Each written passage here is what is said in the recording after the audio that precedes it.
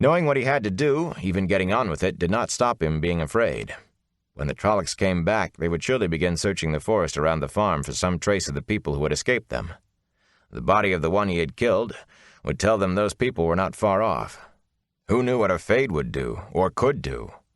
On top of that, his father's comment about Trollocs' hearing was as loud in his mind as if Tam had just said it. He found himself resisting the urge to put a hand over Tam's mouth to still his groans and murmurs. Some track by scent. What can I do about that? Nothing.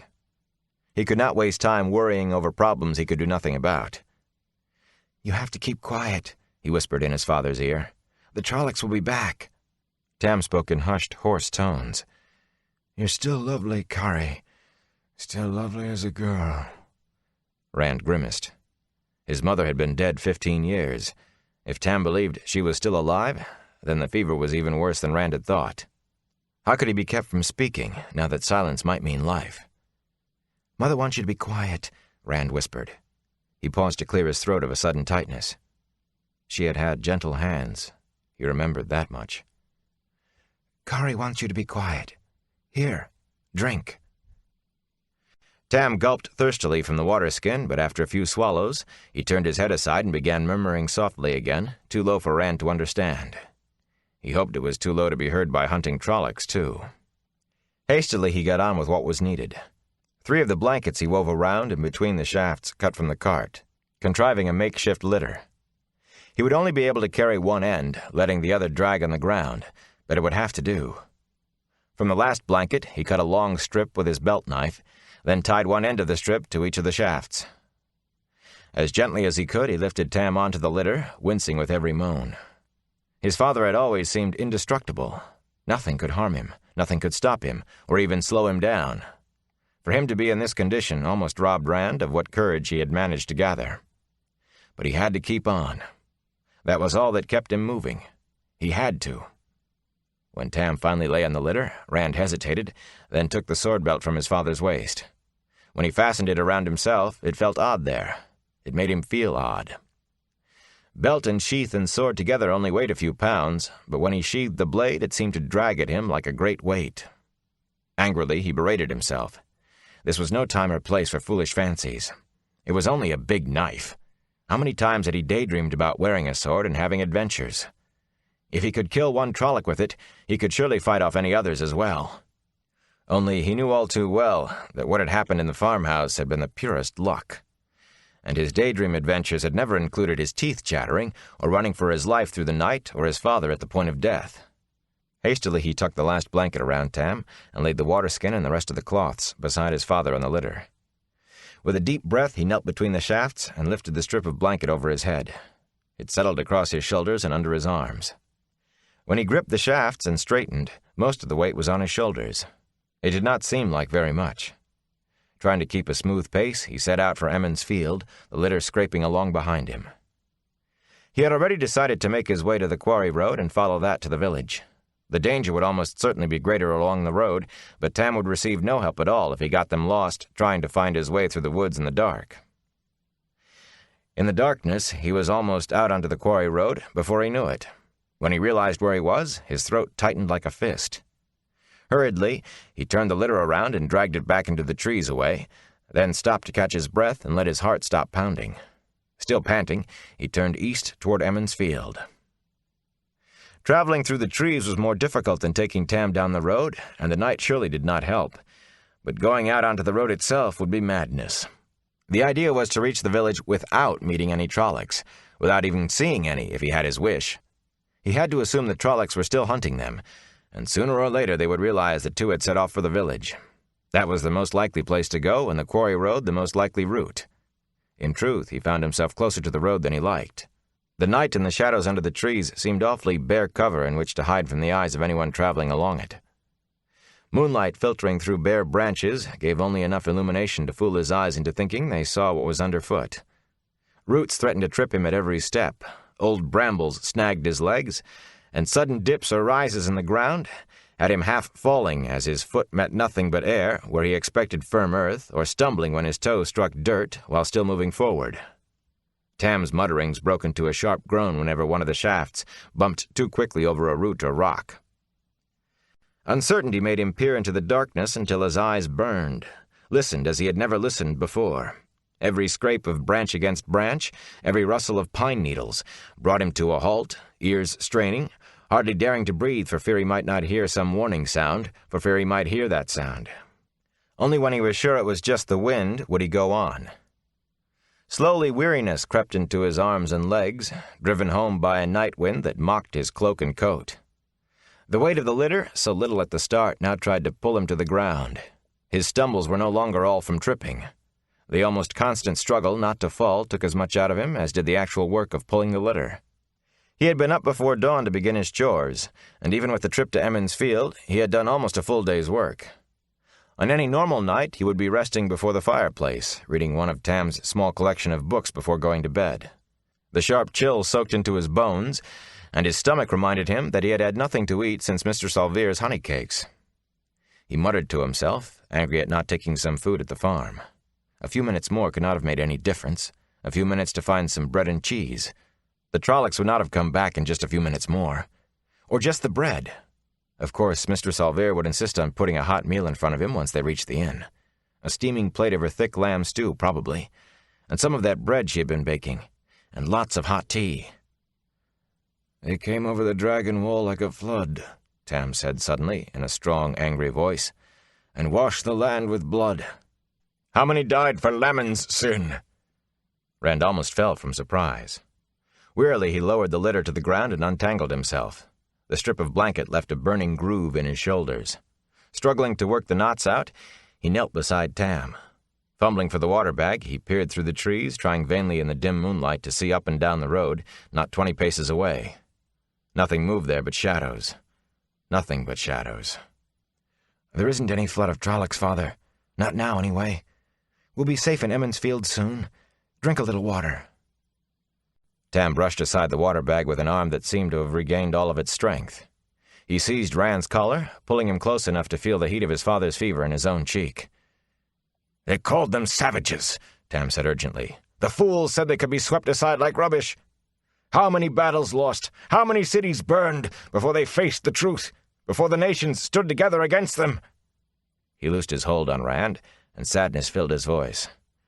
"The field at Marath, carpeted with the dead, and no sound but the cries of ravens and the buzzing of flies. The topless towers of Cairene, burning in the night like torches. All the way to the shining walls they burned and slew before they were turned back. All the way to—" Rand clamped a hand over his father's mouth. The sound came again, a rhythmic thudding, directionless in the trees, fading, then growing stronger again as the wind shifted. Frowning, he turned his head slowly, trying to decide from where it came. A flicker of motion caught the corner of his eye, and in an instant he was crouched over Tam. He was startled to feel the hilt of the sword clutched tight in his hand, but most of him concentrated on the quarry road, as if the road were the only real thing in the entire world.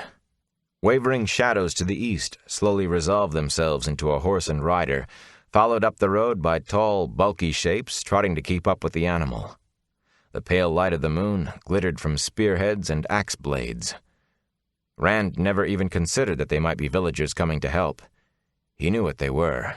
He could feel it, like grit scraping his bones, even before they drew close enough for moonlight to reveal the hooded cloak, swathing the horseman, a cloak that hung undisturbed by the wind. All of the shapes appeared black in the night, and the horse's hooves made the same sounds that any others would, but Rand knew this horse from any other. Behind the dark rider came nightmare forms with horns and muzzles and beaks. Trollocs in a double file, all in steps, boots and hooves striking the ground at the same instant as if obeying a single mind. Rand counted 20 as they ran past.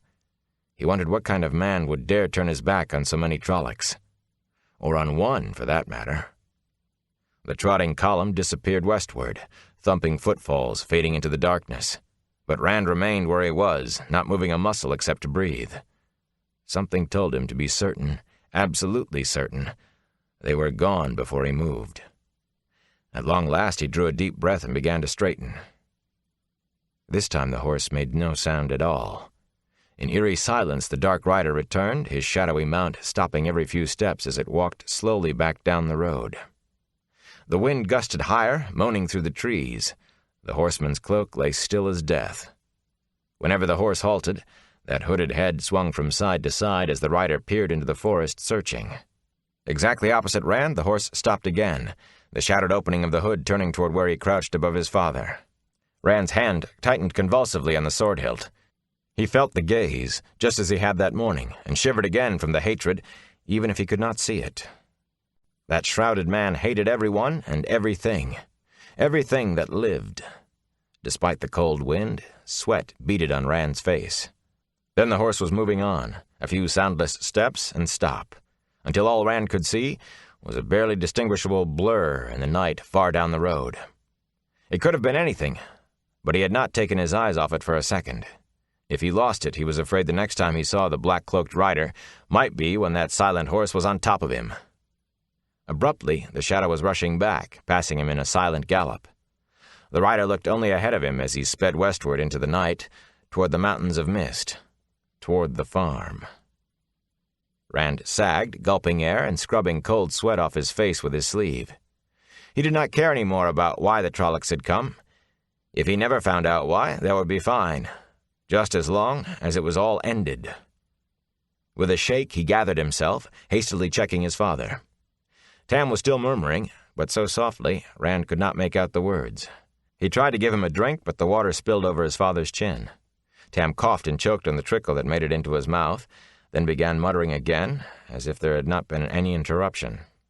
Rand splashed a little more water on the cloth on Tam's forehead, pushed the water bag back on the litter, and scrambled between the shafts again. He started out as if he had had a good night's sleep, but the new strength did not last long.